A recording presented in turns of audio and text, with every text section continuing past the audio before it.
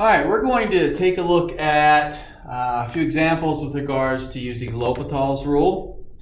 This would have been for section 4.8, using L'Hopital's rule. And this is basically a revisit to working with our limits. So limits using L'Hopital's rule. This is a way of evaluating a limit when I end up with an indeterminate form. Right?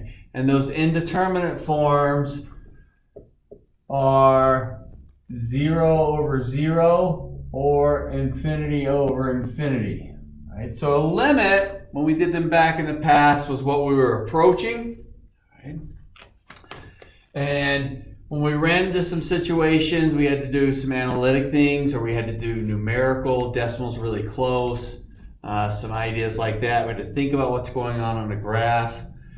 This is another way to be able to evaluate our limits. So if I had something like this, an example here, limit as x approaches 2 of x squared plus x minus 6 over x squared minus 3x plus 2. All right, so when we evaluated a limit in the past, one of the things that we really wanted to do was just substitute a value of 2. So if I substitute a value of 2 here, I'm going to get 2 squared is 4, plus 2, 6, minus 6 is 0. And then that would be 4 minus 6 is negative 2, plus 2 is 0. And I get 0 over 0. The analytical method that we did in the past was, hey, we could factor the numerator, factor the denominator, we could cancel some things out, and then evaluate our limit. That gave us a way of analyzing it. L'Hopital's gives us another way of looking at it, and it is using the derivatives. So if I end up with 0 over 0 or infinity over infinity, I have 0 over 0 here. I'm just going to put an LH out here stating I'm using L'Hopital's rule. States I can take the derivative of the numerator. This isn't a quotient rule, just the derivative of that numerator. 2x plus 1. The derivative of the denominator. So 2x minus 3. And then reevaluate that limit as x approaches 2. So 2 times 2 is 4, plus 1 is 5, over 2 times 2 is 4, minus 3 is 1. The limit value is 5.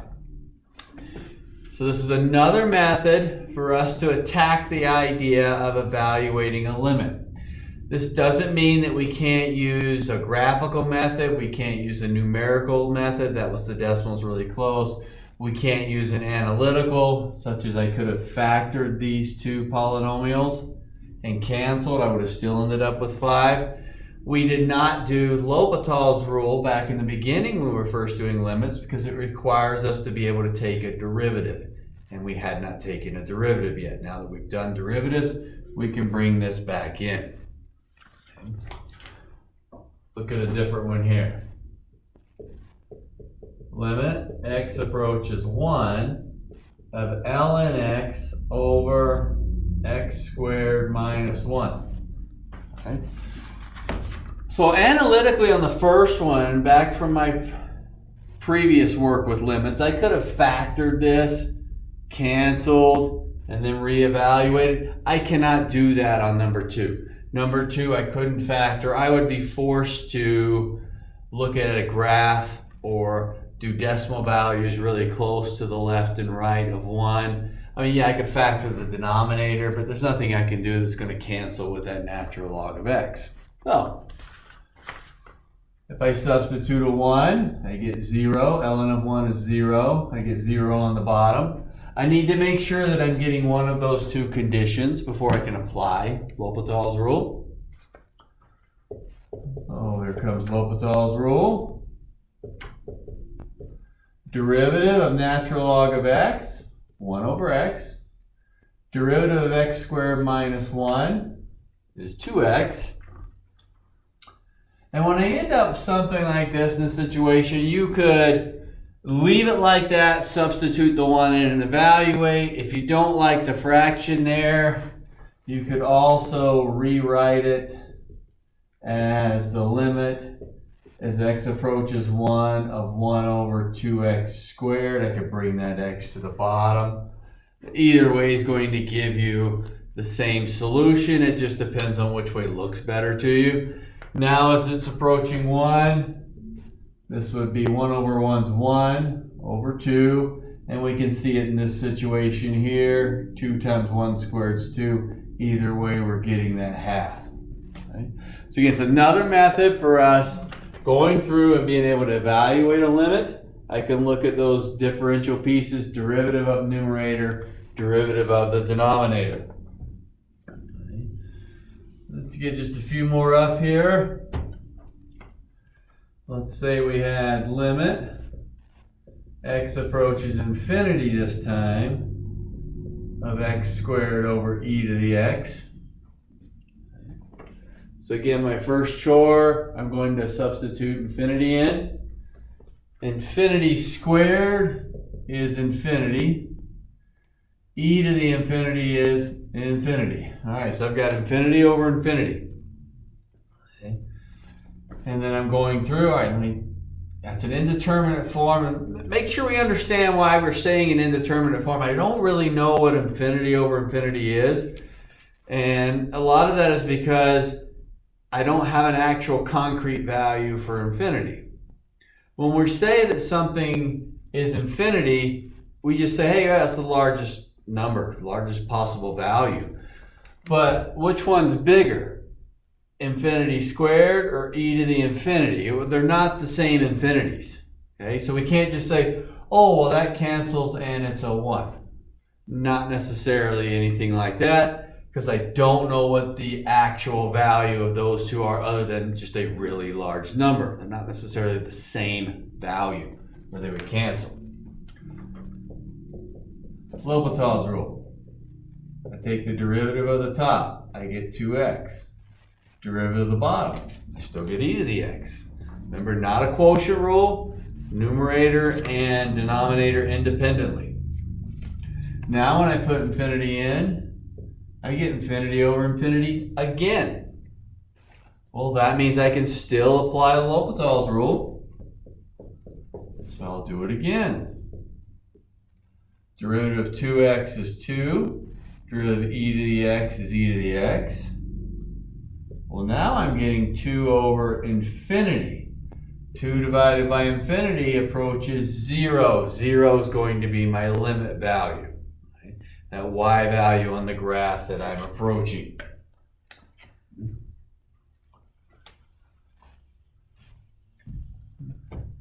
So number 2, or number 1 had a kind of a basic polynomial piece. 2, we had a natural log. 3, I've got an e to the x. I'm trying to get some of the different derivative or different function pieces that we have done previously for taking a derivative. Let's get a trig one in here. Let's go limit as x approaches 0, sine x minus x, all over x cubed. Okay. So if I substitute a 0 in here, sine of 0 is 0. Minus 0, still 0, and 0 cubed is 0. All right, so I've got my 0 over 0. Let me go for L'Hopital's rule. Limit x approaches 0. Derivative of sine is cosine x. So I've got cosine x minus 1. Derivative of that x is 1. And then bottom 3x squared. So the derivative of my 3x squared. Okay. If I substitute a 0 in now, cosine of 0 is 1. Minus 1 is 0. 3 times 0 squared is still 0. Okay. So I've got that piece in there now. Okay. 0 over 0, lost. Oh, there we go. Light went out for a little bit. So anyway, now let's see what we got there. Let's review here. Make sure I didn't miss any part of that. I've got 0 over 0. Took the derivative. So cosine x minus 1. 3x squared. Still gives me 0 over 0. So I can go for it again. Limit. X approaches 0. Derivative of cosine is negative sine x. Derivative of 1, 0. And then we'd have a 6x on the bottom. So if I put a 0 in now, that gives me 0 over 0 again. Well, I'm still getting that same value, so I can do it yet again. Same indeterminate form. X approaches 0. Derivative of sine, or actually negative sine, negative cosine x over, and that derivative of 6x would be 6. Substitute my 0 in. I'm going to get negative 1 over 6. There's that limit value. So anytime I'm getting that indeterminate form of 0 over 0 or negative infinity over infinity, I can use L'Hopital's rule, independently doing that derivative of the numerator and derivative of the denominator.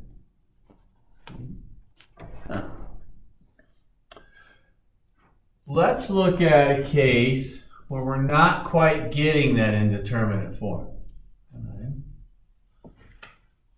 of 0 over 0 or infinity over infinity. Say it's something like this.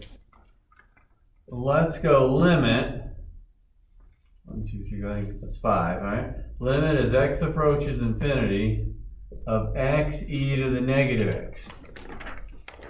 Well, now when I substitute infinity in, I get infinity times 0.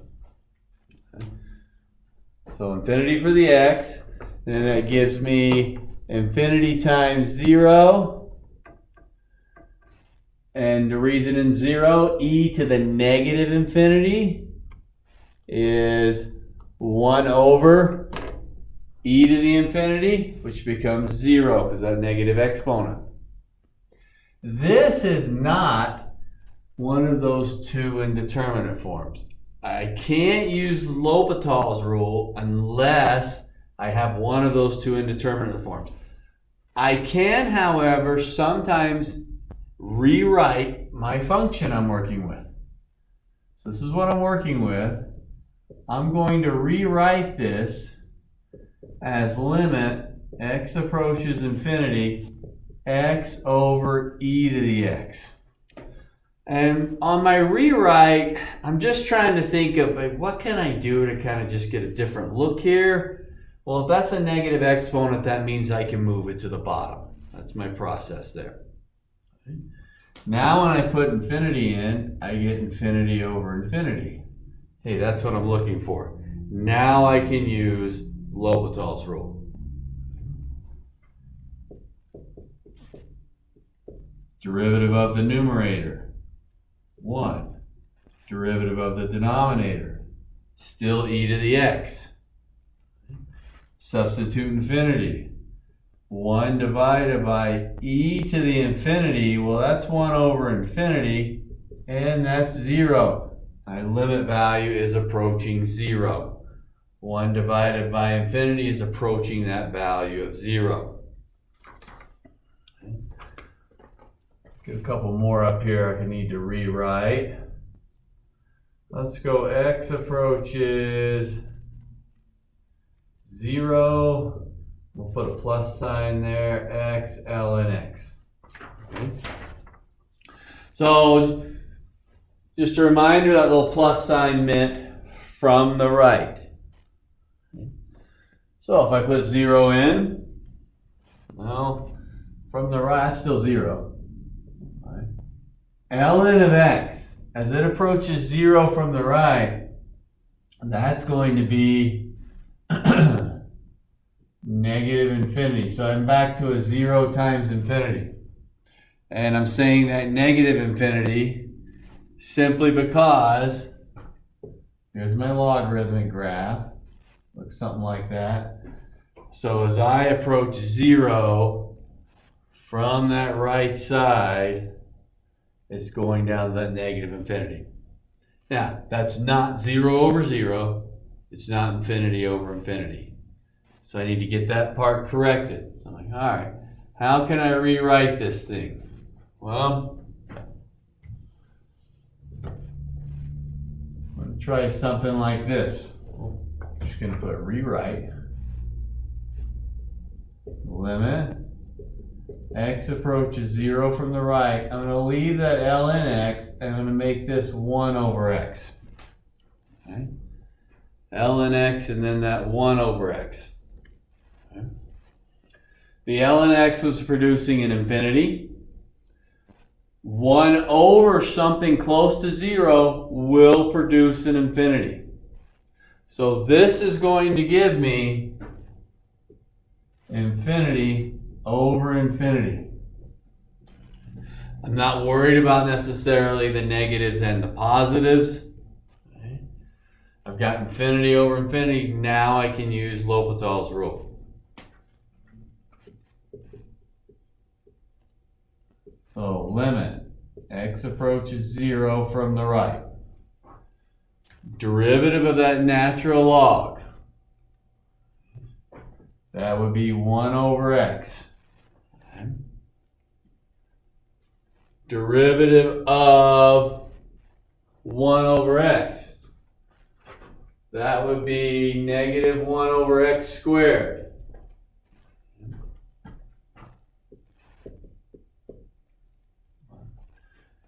Okay, so I get that negative 1 over x squared.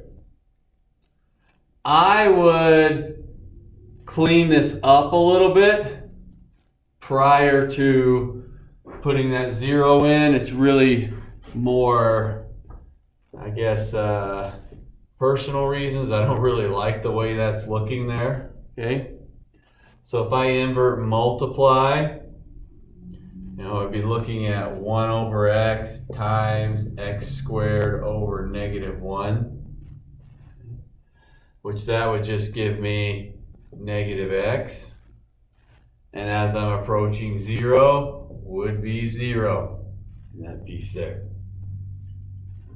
So sometimes cleaning up some of those ugly fractions can help us a little bit.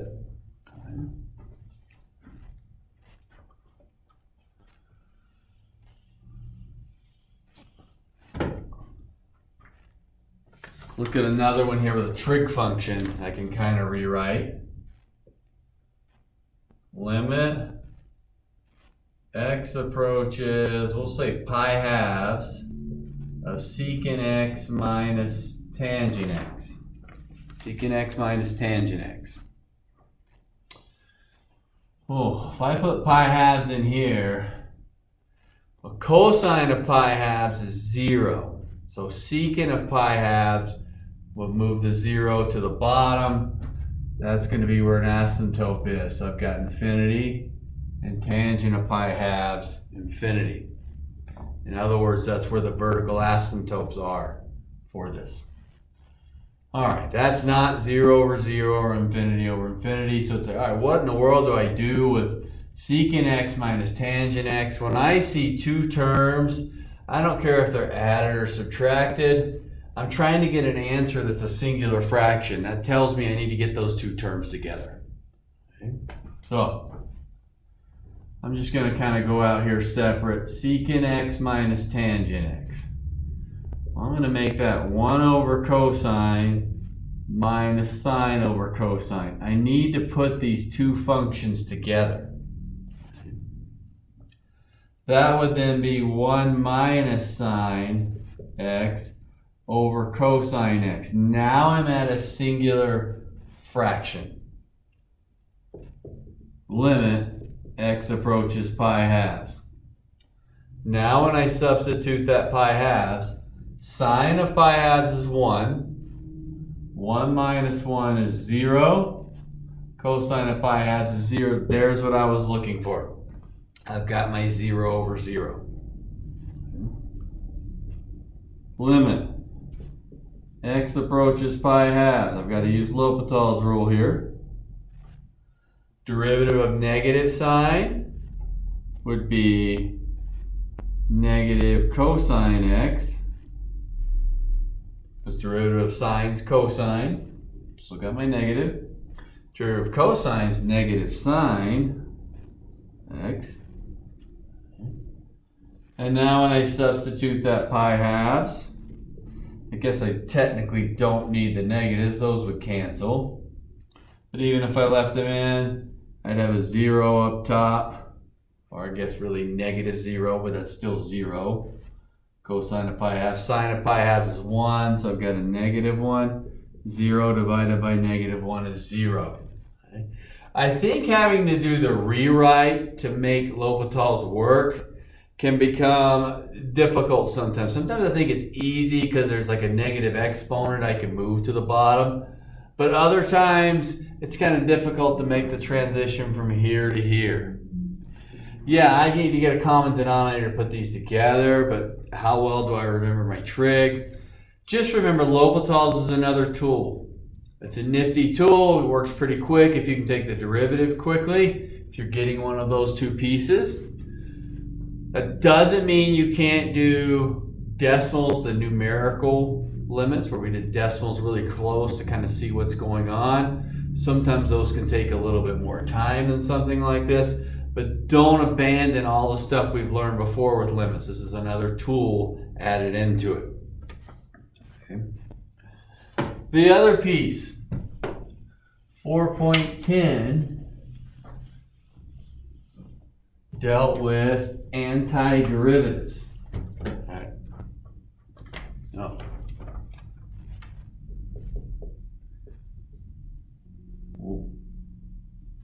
Antiderivatives. We just need to make sure that we realize that an antiderivative is called integrating. In other words, we're going to be taking the integral. It's an integrating. You're not going to see the word antiderivative really after this part of the course. It's going to go straight to integration symbol. We're going to take the integral. We're going to integrate. We're going to find the antiderivative means we're going to integrate. So we're going to see the symbol for an integration, which looks like this. Okay? So anytime we're seeing that, we are finding the antiderivative, which means we are taking the integral. We are integrating the expression. Here's my expression, 5x to the 1/2 dx. There's the expression that I'm looking at. This means I'm trying to find the original function that this derivative came from. So this is the differential. I'm trying to go back to the original. This is reversing out of my power rule. Okay, so we had our derivative rules. One of our most basic ones was the power rule. If I undo the power rule, instead of subtracting 1 from the power, I add 1 to the power. So that would be 3/2, 1/2 plus 1, divided by my new power, 3/2, and then plus c. Now, the original power rule was you're multiplying, subtracting 1 from the power. If we go in reverse, we're adding 1 to the power, dividing by that power. That's what happened here. I added 1 to my exponent, divided by my new exponent, and then there's always going to be a plus c out there on the end because I don't know what the original constant was. And I stress what the original constant was. There was an original constant. It might have been a 0, but there was a constant there, even if it was a 0. This is correct. We could rewrite this as 10x to the 3/2 over 3. We could invert and multiply that fraction. Plus c, that's about all we could do though. A couple more examples here with those exponents. Sometimes we'll see a negative exponent, 2x to the negative 2.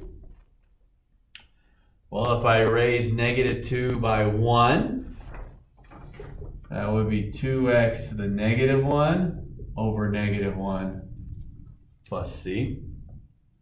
I can clean this up a little bit. I could bring that negative 1 up. Negative 2x to the negative 1 plus c. That is correct. Sometimes when we check answer keys, we'll see negative exponents gone. So we could move that x back down to the bottom. One way is not more correct than the other though. If we mix together some multiple powers here, or multiple terms, I should say, not multiple powers. Let's do something like this. Let's say integral 4x cubed minus 3x squared plus 1 dx. I'm just doing one term at a time. I'm looking at that 4x cubed. When I integrate that, 4x to the 4th over 4. I went up 1 power, divide by my new one. Minus 3x cubed over 3. Up 1, divide by my new one. Plus 1x plus c. We're going to always have that plus c on the end. That 1x, technically, it's really 1x to the 1st over 1. Okay? Because this was an x to the 0 right here. So if I go up 1 power, we go from x to the 0 to x to the 1st. As far as a little cleanup, x to the 4th minus x cubed plus x plus c. I can do a little bit of simplifying with those fractions there.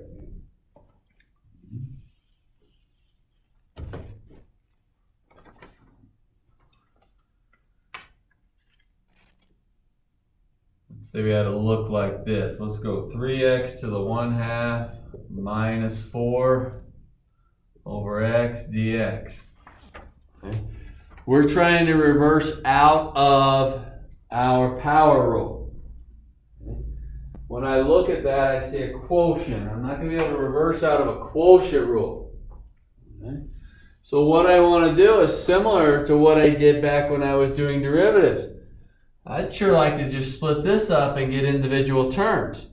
So if I can take that x into each one, I'm looking at 3x to the negative 1/2 minus 4x to the negative 1 dx. Now I can use some things I've done before. Reverse this power rule. I can add 1. I can go out of same thing I was doing here. I don't necessarily like the negatives so much, but here I added 1 to 3 and got 4. So I'm going to add 1 to negative 1/2. And that's going to give me a positive 1/2 now over my positive 1/2. Okay. And then a little tricky on this guy here. The 4 is not bothering me, it's that x. If I add 1 to here, I get x to the 0. Now I don't so much mind x to the 0, but that would give me x to the 0 divided by 0. Excuse me, I can't divide by 0. Something's wrong there. All right. This is actually minus 4 ln x and then plus c. The reason the ln x. First off, that 4 there.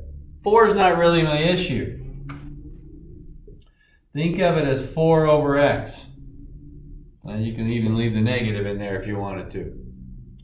You can think of that as negative 4 times 1 over x. So that 4 is just sitting there.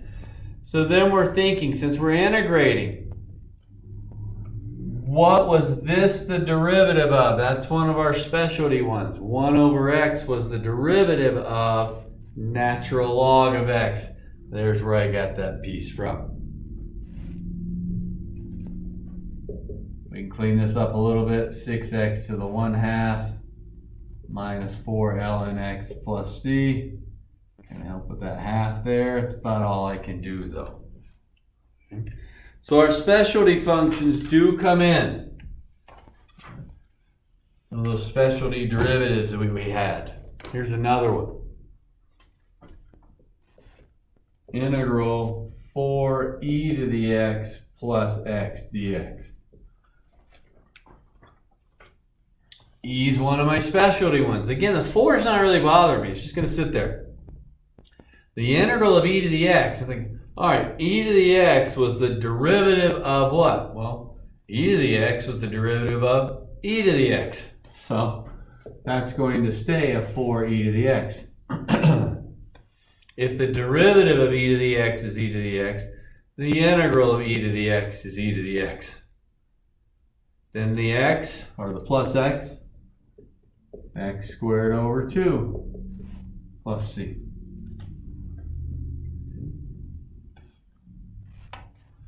Here's a combination of the last couple problems. Let's say integral 1 plus x e to the x over x dx. Well, I don't like that fraction again. I'd like to split it up and get two individual terms. So I'm going to rewrite this thing. 1 over x plus e to the x dx. 1 over x right here. On the second part, those x's would cancel, leaving me just that e to the x. Now I can integrate. Okay. The integral of 1 over x, ln x. The integral of e to the x is e to the x plus c.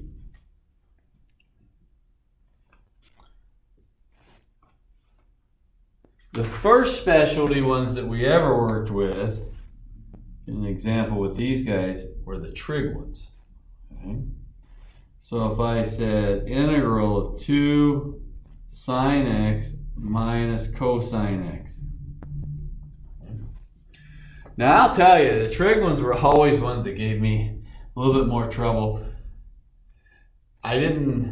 I struggled with memorizing all the derivatives of the trig ones and then, hey, what's all the integrals of each one of the trig ones? So I stuck with my derivative idea. I figured, well, if I can do the derivatives, I can figure out the integrals. Here's the way I look at it. I'm not worried about the 2. The integral of sine. So I'm thinking, what is the sine? The derivative of sine of x is the derivative of what? Well, negative sine x is the derivative of cosine. So this must be negative 2 cosine x. So again, the sine is the derivative of the cosine. Technically, negative sine is the derivative of the cosine. So if I'm going backwards from sine, that would give me negative cosine. That 2 is just hanging there. Minus cosine. The cosine is the derivative of sine. So if I integrate a cosine, that's going to give me the sine of x, and then there's my plus c. Okay. So again, every one of them has had that plus c, accounting for the possible constant that is there. I'd say possible. There is a constant there. That constant value might be 0, but there is one there. So let's change the format a little bit here. Still working with an antiderivative or integrating. Okay. I'm going to say solve the initial value problem.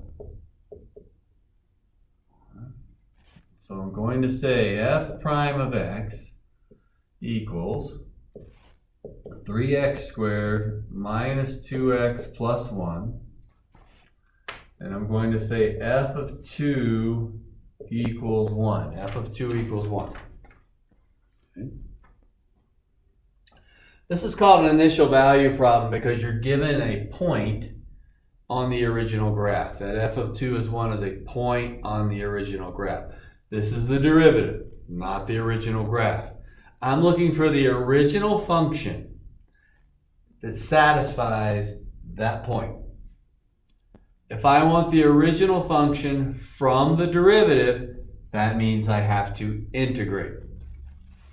So f of x, I'm going to rewrite this, equals the integral of 3x squared minus 2x plus 1 dx. If I integrate that derivative, I will get my original function. So now I'll integrate. F of x would equal x cubed.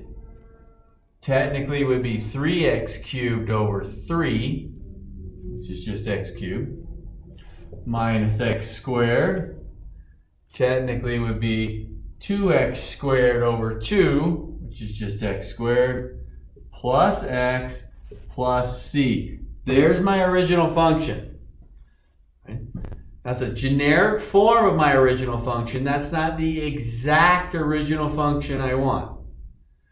I want the original function, this original cubic function, that goes through the point 2, 1. So I need to figure out the c value that's going to make this true. So my original function isn't plus c. My original function would be this plus 5. This minus 3. I need to see what that constant's going to be. Okay? So I'm going to use the point I was given. I've integrated. F of 2 equals 1.